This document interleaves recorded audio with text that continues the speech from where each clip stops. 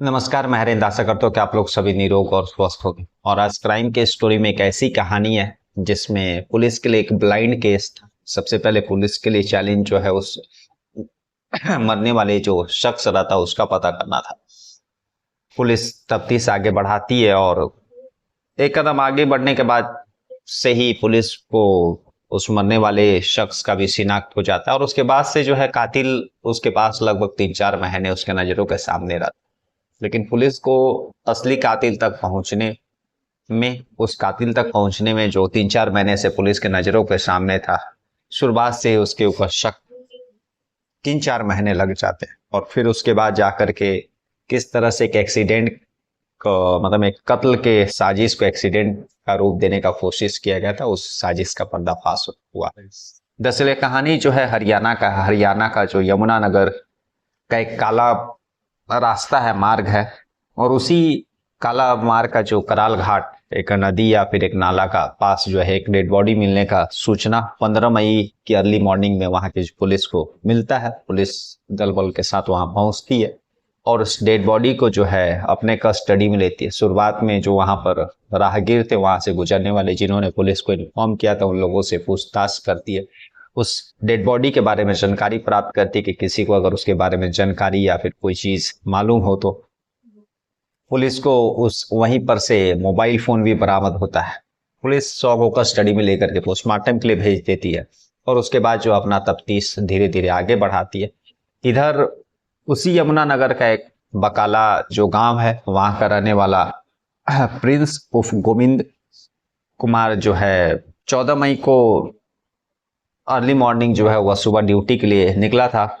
और लेकिन जो है 14 मई के शाम तक हर दिन वह वापस आ जाता था, लेकिन रात हो गया लेकिन कहीं भी उसका कुछ पता नहीं चल रहा था। तो उस बकाला के रहने वाले प्रिंस ऑफ गोविंद के घर वाले जो है ऑलरेडी खोज रहे थे, लेकिन लगातार उसके फोन नंबर पर फोन लगा रहे थे।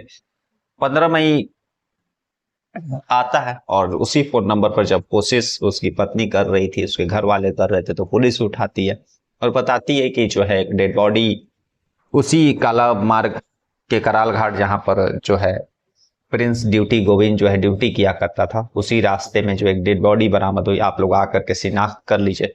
और परिवार के घर वाले जब यह सारी चीजें सुनते हैं कि डेड बॉडी के पास से जो है प्रिंस उर्फ गोविंद का मोबाइल फोन मिला है, तो भागे दौड़े जो है वे लोग जो मर्चरी मतलब रूम रहता वहां पहुंचते, पुलिस लेकर के जाती है और उस डेड बॉडी को दिखाती है, तो जिसका पहचान जो है प्रिंस उर्फ गोविंद के रूप में वे लोग करते हैं।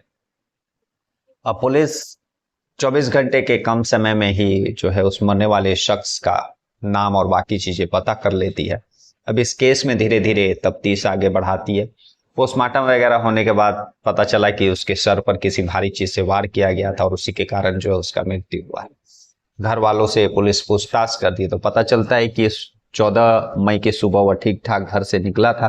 काला से उसी कंपनी में, रास्ते में कंपनी पड़ता, वहां पर काम करता था, लेकिन शाम तक वह वापस आया नहीं। हर दिन वह शाम को आया जाया करता था।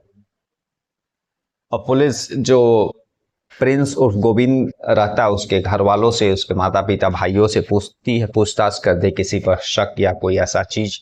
तो घर वाले बताते हैं कि उसकी जो पत्नी रहती है, जिसका नाम जो है प्रीति रहता है, उसी पर उसका उन लोगों का शक है। प्रिंस उर्फ गोविंद की शादी जो है प्रीति से 5 साल पहले हुआ था और शादी होने के बाद सब चीज ठीक चल रहा था। 2 बच्चे भी इन लोगों को, 2 लड़कियां भी थी। कहीं से कोई खास दिक्कत नहीं था, बहुत अमीर भी नहीं थे, बहुत गरीब भी नहीं थे। प्रिंस लगातार अपने घर चलाने के लिए मेहनत कर रहा था। लेकिन ऐसा क्या हो गया कि जो है प्रिंस ऑफ गोविंद का जो है कत्ल कर दिया और एक नॉर्मल साधारण सी फैक्ट्री में काम करने वाले शख्स या किसी दूसरे शख्स से क्या ऐसा दुश्मनी होगा कि उसका कत्ल करने का जरूरत पड़ गया। खैर, जब घर वालों ने शक गोविंद को प्रिंस की पत्नी पर लगाया तो पुलिस जो है उसकी पत्नी से भी बात करती है। पुलिस उसी समय शक हुआ कि पत्नी को ऐसा थोड़ा सा भी मतलब अपने पति के कत्ल, अपने पति के मृत्यु का गम नहीं है, क्योंकि बातचीत में उसका हाव भाव जो जेस्चर था उससे पुलिस को शक होता है। और इसी के कारण पुलिस जो है प्रीति का फोन नंबर लेती है और उसके बाद उसका सीडीआर रिपोर्ट सारा चीज खंगालती है। और जब सीडीआर रिपोर्ट सारी चीजें खंगालती है तो पता चलता है कि जो है प्रीति किसी हैप्पी उफ नोनी नाम का एक शख्स है, उससे काफी उसका बातचीत होता है। जब पुलिस उस हैप्पी के बारे में पता करती है तो पता चलता है कि वह प्रिंस उफ गोविंद का दोस्त था और अक्सर घर आया करता था। और लेकिन पुलिस को यह समझ में नहीं आ रहा था कि जो शख्स प्रिंस उफ गोविंद से उसका दोस्ती था तो उसकी पत्नी आखिर इतना दिन भर में इतनी दफा और इतनी लंबी लंबी बातें क्यों कर रही। अब पुलिस को धीरे धीरे मतलब समझ में आ रहा था।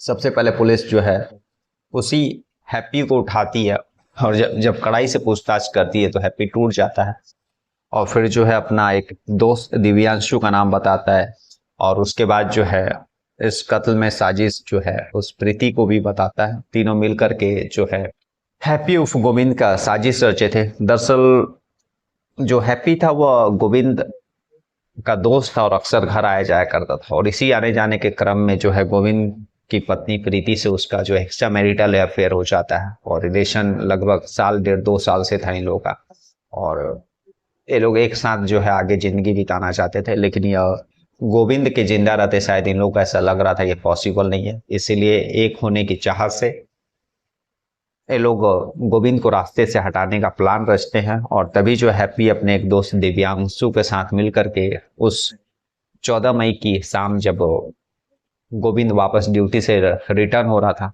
तो उसका दोस्त जो दिव्यांशु वो लिफ्ट मांगता, लिफ्ट मांगने के बहाने गाड़ी पर बैठता और फिर जो है कुछ दूरी पर जाकर के पीछे से उसके सर और शरीर के दूसरे हिस्से में चाकू और किसी भारी चीज से वार कर देता है। वहीं पर उसका मृत्यु हो जाता है। वहां से दिव्यांशु भाग जाता है और फिर कत्ल करने के बाद दिव्यांशु के साथ साथ हैप्पी भी जो है गांव छोड़ करके कहीं भाग जाते हैं मामला ठंडा होने तक। लेकिन पुलिस जब शव का पता लगाती है और घर वालों से मिलती है तो घर वालों ने शक जो है प्रीति गोविंद की पत्नी पर जाहिर किया था। उसके बाद पुलिस जो उससे भी बात करती है और जब सीडीआर रिपोर्ट और बाकी चीजें निकालती है तो सारा चीज जो है पत्तों की तरह खुल जाता है।